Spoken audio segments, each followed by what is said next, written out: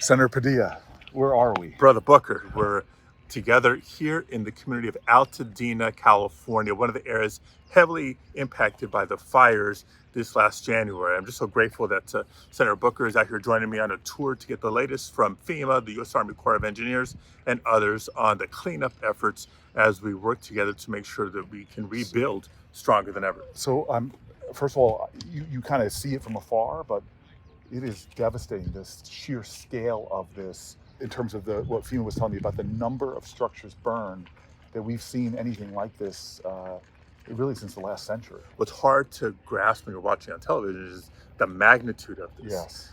California's had big fires before, but not in urban areas where you're Yes.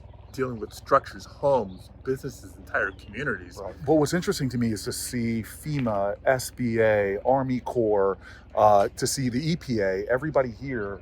They're ahead of schedule in so much of the work, but they also have learned so many lessons from other places, from Hawaii to even Hurricane Sandy, that they're applying really here. It's an incredible example of how local leaders combining with government at the state and federal level are creating real hope amidst all the despair. Yeah, it's a reflection of the amount of assistance that's needed as we recover. But so as you say this, I just want to say to everybody, there's so much attacks on government workers, the veterans that work for a lot of these agencies.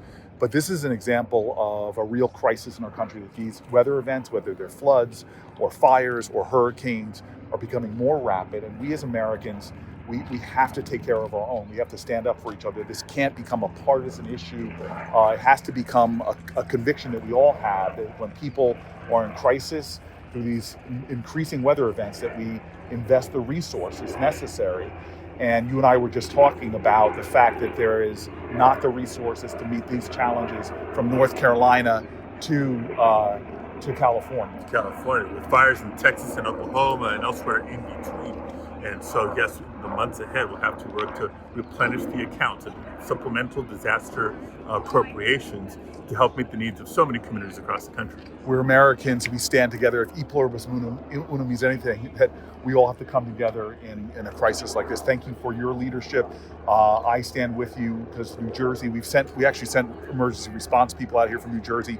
It's how it happens. Red states, blue states, whatever we are, we're Americans, and in a time of crisis, we all stand together. Thank you for today. And if you know anybody in Southern California that's been impacted by the fires, remind them that the new deadline is March 31st to begin to apply for assistance. Go to disasterassistance.gov, disasterassistance.gov. Thank you, Alex. Thank you for your leadership. Thank you, everybody.